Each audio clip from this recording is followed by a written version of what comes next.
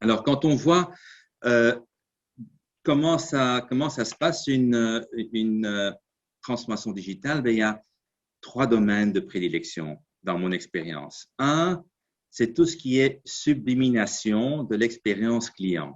Mieux connaître les clients, anticiper et dépasser ses attentes, l'approcher via multicanal, etc., etc. Ça, c'est numéro un. Numéro deux, c'est que c'est la transformation des processus opérationnels de l'entreprise, avec pour but de les amener à un niveau de performance supérieur, mais avec quand même un step change, pas une évolution constante, mais vraiment arriver au plateau suivant. Et puis trois, c'est transformer le business model ou créer un nouveau, et d'une telle manière qui n'était pas possible sans un ensemble de technologies digitales. Finalement, qu'est-ce que ça veut dire au niveau managérial et quels sont les grands défis? Alors, je ne vais pas faire une longue liste, mais en tout cas, quelques-uns qui sont importants. C'est que pour un manager, il est de plus en plus important d'avoir une aptitude à comprendre les technologies sans être un ingénieur, mais surtout comprendre l'impact que ça peut avoir sur le business. La possibilité pour le manager d'orchestrer la créativité, l'imagination, la projection dans le futur. Lié à ça, c'est pouvoir gérer l'ambiguïté, gérer l'incertitude.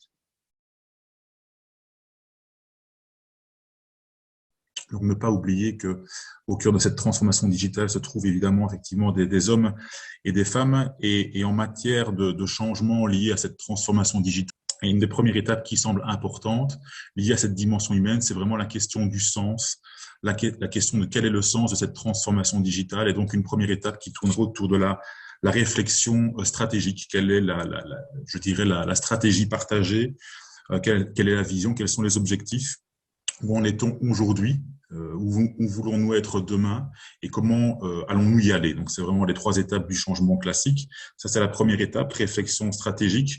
Une deuxième étape qui tourne vraiment autour de la question de la définition ou du design des outils technologiques et avec la définition du contour, parce que quand on parle de transformation digitale, c'est très large. Et d'ailleurs, une des raisons pour lesquelles les transformations digitales ont échoué, tel que ça a été mis en avant par des consultants chez Accenture en 2019, c'est notamment le fait que les contours n'étaient pas bien déterminés autour de la transformation digitale. Donc, bien déterminer les contours, quels sont les outils que l'on va mettre en place et comment répondent-ils aux besoins des utilisateurs. Donc, toujours la question du sens. Donc, troisième étape, c'est vraiment la question de l'activation, de l'accompagnement, comprendre les situations d'utilisation, les facilités des utilisateurs et leur progressive appropriation des outils. Donc là, ça nécessite aussi beaucoup d'accompagnement, de suivi, de formation, de communication. Et puis la quatrième étape, qui est une étape presque d'amélioration, d'apprentissage collectif et individuel, mais supporté par des outils digitaux. Pour conclure, je vous dirais que dans transformation digitale, il y a, nous semble-t-il, en matière de changement organisationnel, un centre de gravité à mettre plus sur le mot transformation que le mot digital. Autrement dit, c'est plutôt le digital qui doit aider la transformation que plutôt la transformation qui doit aider le digital.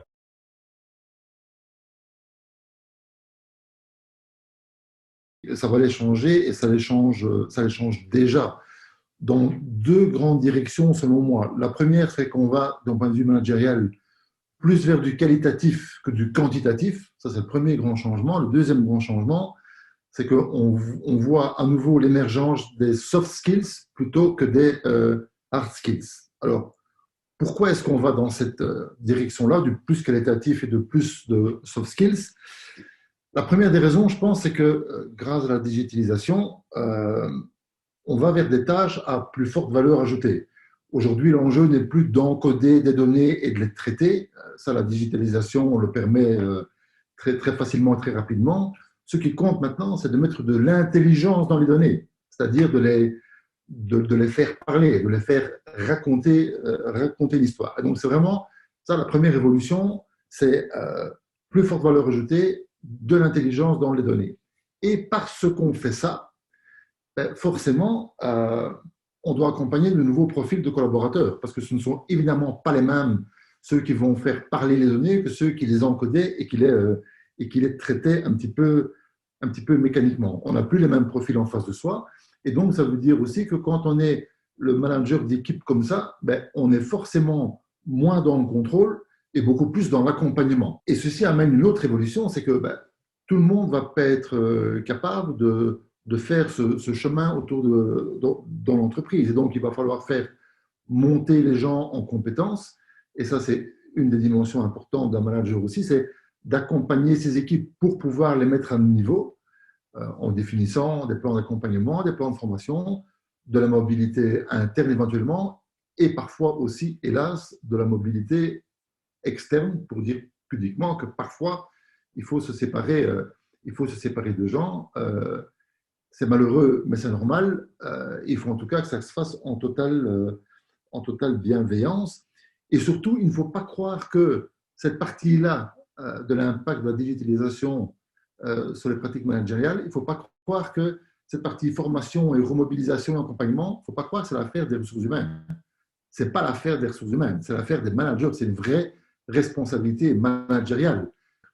Et donc, tout ça amène un nouveau rôle pour les managers qui devient de plus en plus le fait d'être un animateur de communauté d'expertise. Animer une communauté d'expertise, c'est donner du sens, c'est donner du cadre, c'est favoriser la collaboration, c'est faire les arbitrages, c'est allouer des moyens, c'est faire émerger des idées.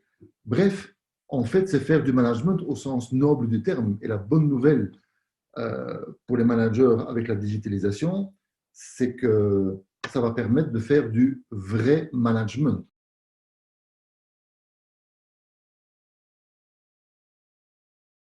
Donc, disposer uniquement de compétences techniques, ce n'est pas suffisant.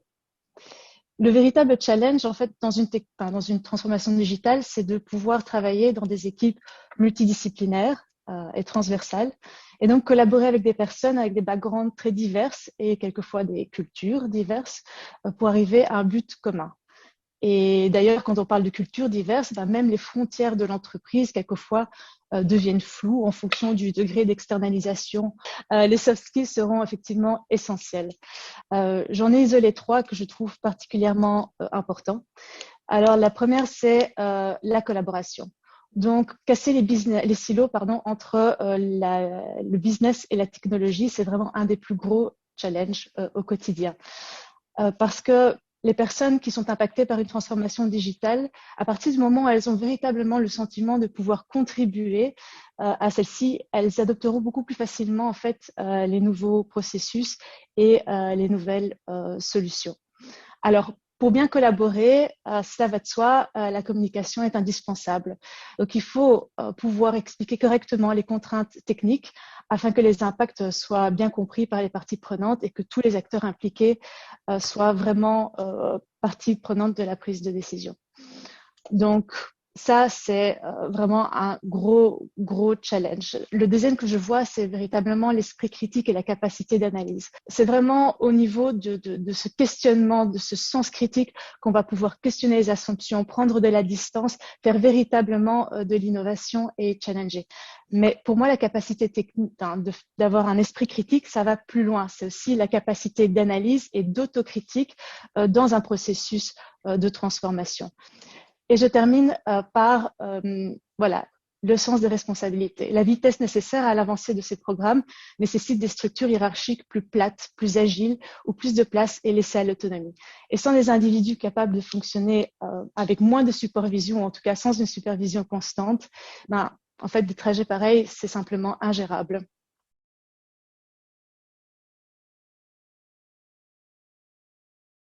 Je pense que ce qui provoque essentiellement la résistance au changement, c'est la peur de l'inconnu, la peur de ne pas savoir faire. Et donc, il faut d'abord, je pense, beaucoup écouter pour comprendre ce qui peut freiner ou ce qui peut empêcher les gens de bouger. Avant de passer à l'action, dans ce cas-là, je vais dire autrement, il est urgent d'attendre d'avoir compris le problème avant d'essayer de le résoudre.